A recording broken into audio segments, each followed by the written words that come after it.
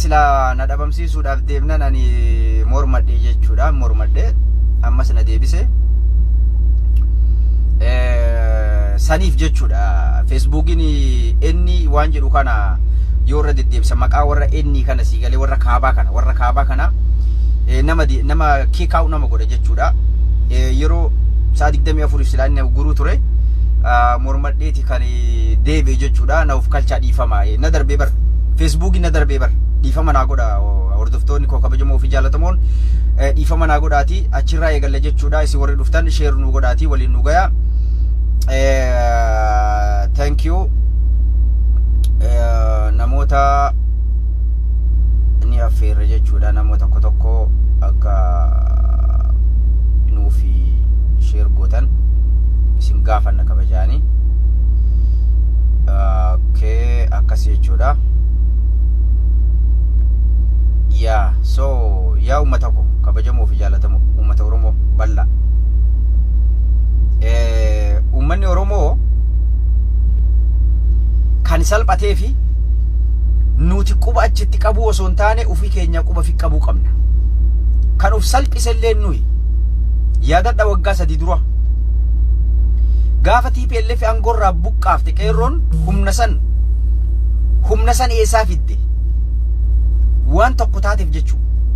Waan gara yoo shawaan dhiigdu baale kuno madda walaabuu DP keessa boordara jechuudha. Falmachaa fi turte du'aa fi turte qeerroon afaan tokkoon jechuudha.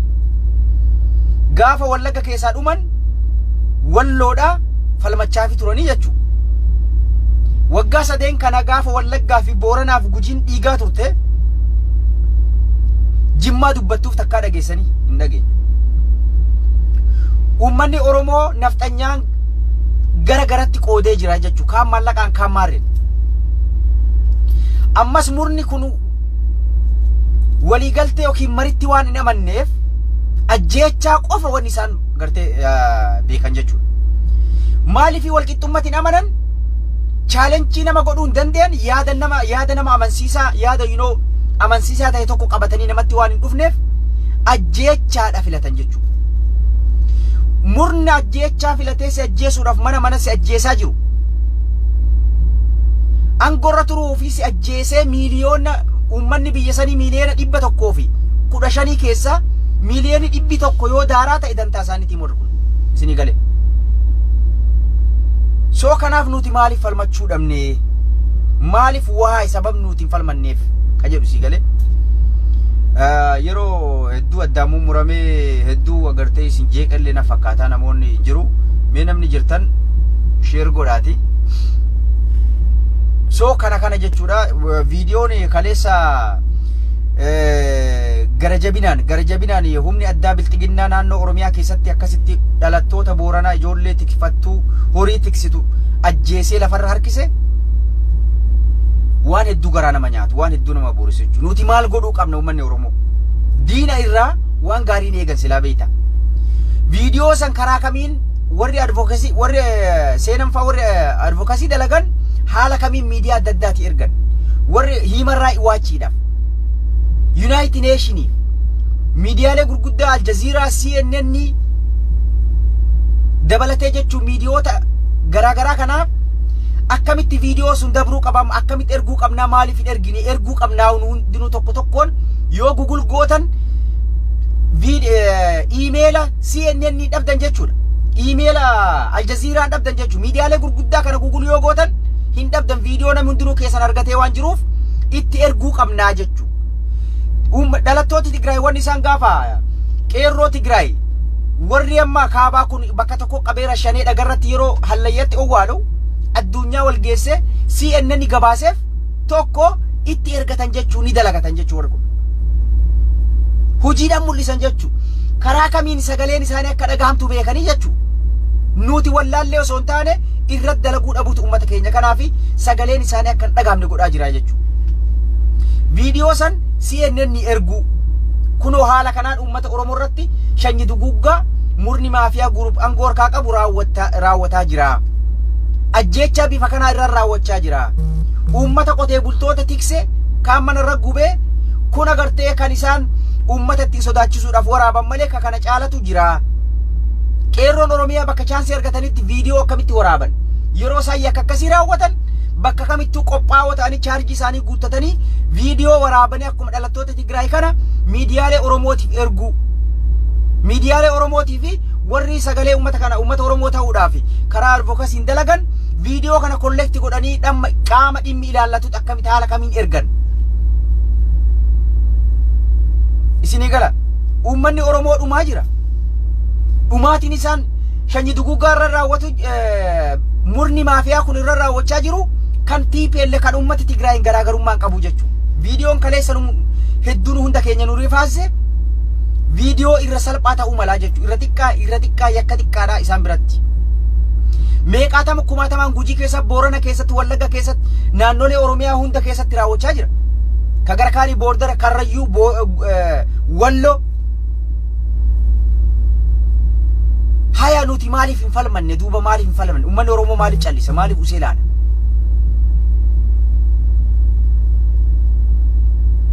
Kaleessa shanyi duguggaa walitti qabdee akkuma miidiyaa irra dhaadatan warri kaabaa lafa babal'ifannaadhaaf yakkasan uummata naannoo san bakka isaan lafa isaan fudhachuu barbaadan irra qubatu yakka akkasii raawwatanii irraa baqachiisan jechuudha.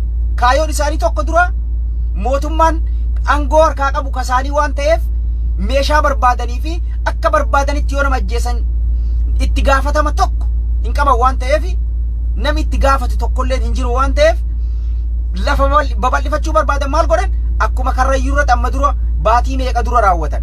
Karrayyuu irratti maal godhan yakka badaa ajjeechaa suukanneessaa horii qabeenya isaan qaban hundaa'u irraa saamanii erga yakkasan raawwatan uummata achirraa buqqaasan jechuudha.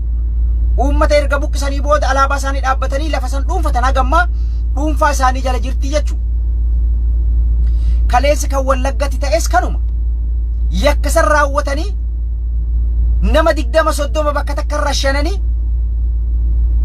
qubattooti biyya sanii Oromoodha dhalattootan Oromoo haa ta'u gumuus haa ta'u yeroo isaan buqqaan lafa san kaayoon isaanii lafa san deeffachuu irra qubachuu waan ta'eef lafa san fudhatanii jechuudha.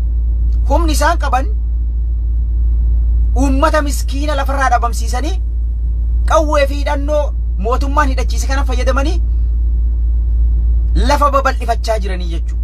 Yoo dhiira ta'an maaliif Suudaan deemanii lafa waggaa tokko oliif irraa fudhatamte maaliif hin deeffanne? Because humnatti hin qaban ni sodaatan jechuudha. Kanaaf nuti ka'uu qabna. Wallagga irratti komaandi poostii waggaa 3 dura labsan har'a ifaan hin jiru, telefoonni hin jiru, uummanni Oromoo, aktivistoonni Oromoo, TV'n Oromoo hundi keessan calliftanii jirtanii jechuudha. Isinii galaam. Kanaaf sagalee ta'uu qabna. Uummanni Oromoo kanaaf sagalee ta'uu qaba. Yoo sagalee qofa osoo hin taane ofii keenya yoo nuti hin birmanne, ofii keenyaaf yoo nuti hin dhaabbanne namni takkallee kasii falmatu hin jiru yeroo kanatti. Humna tantee akka uummata Tigraay sanitti yooti uf agarsiifte, ofirraa faccifte addunyaalleen sii birmataa jechuudha. Gurra siif kennaa si dhageeffataa jechuudha. Qeerroon dhumaa jirti. Haala sin agartan kanaa rashanaa jiran. Haala sin agartan kanaa qawwee 100 rasaasa guutuu qawwee waan keessa jira itti fixanii foon godhan jechuudha lafa rakkisan kan. Opshiniin isin qabdan carraan isin qabdan jala dhumuu osoo hin taane woobootti makama. Daset akka dhiiraa du'a. Woobootti makamaa dhuma. Biltiginnaan warra isaaniin falmu qeerroo isaanii nu mormiti jedhanii shakkan kaan kumaatamaan 100 meeqan kaabatti oofanii fixaa jiran jechuudha. Kaan akkana tokkoon guuranii ijoollee tikfattuu miskiina ganda keessaa guuranii lafarra haxaawaa jiran jechuudha. Kun ammoo uummata Oromoo ni jabeessa malee hin laaffisu waan ta'eef uummanni Oromoo viidiyoo kana laalee akka garaan onneen cabne hirrifanne daranuu qabsoo keessan finiinsuudhaaf karaa isin baasu isinuu ni beektan jechuudha. Qoraan keessan fudhattanii tokkocha woboo deemuudha. Kalaas wobootti makamuudha qofa isinii gala. Wobootti makamuu qabdanii falli jiru tokkocha kana uummanni Oromoo ka'uu qaba, falmachuu qaba. Kaabaa kibbaa yeroo Wallagga dhiitu baale callisuun qabu jechuudha. Waliif sagalee ta'ee walitti hidhamee uummanni kun karaa sochii karaa agartee karaa nagaa silaa hin jiru jechuudha. Karaa nagaatiin falmachuun hin jiru waan ta'eef sochii barbaachisu godhanii uummanni Oromoo sagalee waliif ta'ee dhiibbaa barbaachisu osoo hin taane fincila kaasanii fincila oowwaa karaa kamtu nu baasa karaa kamiin falmachuu dandeenya irratti xiyyeeffatee wal ta'ee qeerroon Oromoo karaa isaa na baasa jedhee amane karaa tokkochi jiru isaanuu ni beektan jechuudha. Tokkocha woboo forsi makamtanii akka dhiiratti akka TDF falmattanii yookaan akka dhiiraa duutanii yookaan injifannoo cululuqaa murna kana ifirraa umrii gabaabsuudhaaf xaragnee Oromiyaa bilisoomsuu irratti karaan nuti qabsoo ittiin geggeessuu qabnu tokkochi kana waan ta'eef achi makamuu qabdan jechuudha. Isin galaan uummanni Oromoo yeroo hedduu seenee babbahaa neetwoorkiin na dhibee kanaaf attiin kinam hin jiru se'a. Naaf kalchallee amma yeroo qaburraa hanganuma jedhe jechuudha. Namillee waan hin jirreef isin warri keessa jirtan yookiin namooti dhufanis yoo arganni dhageeffatu. Thank you so much waliin turuu keessanii fi galatoomaa irrafinaa warri qeerroon TikTok irra jirtanis sagalee uummata keessanii ta'a. Kan qabeenyaan deeggaruu barbaaddanis kan sagalee ta'uu fi qabdanis hundi keessanuu karaa barbaachisu hundaan uummanni Oromoo uf qusachuu osoo hin taane uf kennee dalaguutu barbaachisaadha. Wilii rakkoon hamtuun shanyi duguuggan badduun takalee argine daranii tanamni mancaa fi walitti bahee wal xaraguu deemu wilii gad deemaa jira jechuudha. In dhufnee jechuudha. Ganaa inuu hin dhufne wilii hin dhufne jechuudha. Tanamni wal agartee wal xaraguudhaa gad deemutu dhufaa jira jechuudha. Maaliif nama kaleessa maatiin kaleessa Boorana keessatti ilmaan isaa dhaabanii akkasitti shanyi duguuggaa irra raawwate du'a suukanneessaa garjabina irra raawwate murni bilxiginnaa kun hin rafee buluu jechuudha. Naannolee Oromiyaa hunda keessatti akkasii jechuudha. Isinii galaami. Kanaafi karaa dandeenyu hundaan uf qopheessuu waraana bilisummaa Oromoo bira dhaabbachuu maallaqaan gargaaru maallaqa xixiqqaa osoo hin taane akkuma warra TPLF Tigraay kanatti maallaqa gurguddaatti dhangalaasu jechuudha. Maallaqa gurguddaatti dhangalaafne akka isaan fidatanii difeendi if godhan ofirraa faccisan biyya Oromiyaa jedhamtu kana bilisa baasan amma booda Itoophiyaan hin jirtu jechuudha. Itoophiyaaf jettanii uummanni Oromoo dhumuun inuman taane jechuudha amma booda. Itoophiyaan inuman halaalfamne yaada moofaa yaada dullacha sirna namtokkee angora tursiisu nugusummaa kana abadan inuman dhiifne warra kun jechuudha. Kana jalaa bahuudhaaf Oromiyaa bilisa walaba taate ijaarachuudhaaf wareegama kamuu fudhanne waan karaa dandeenyu hundaan maallaqaanis humnaanis lubbuunis waan hundaan bira dhaabbachuu qabna saniin jedha. Thank you so much. Share nu godhaa isin jennamee namoonni viidiyoo kana daawwattan boodallee dhuftanii daawwattan jechuudha.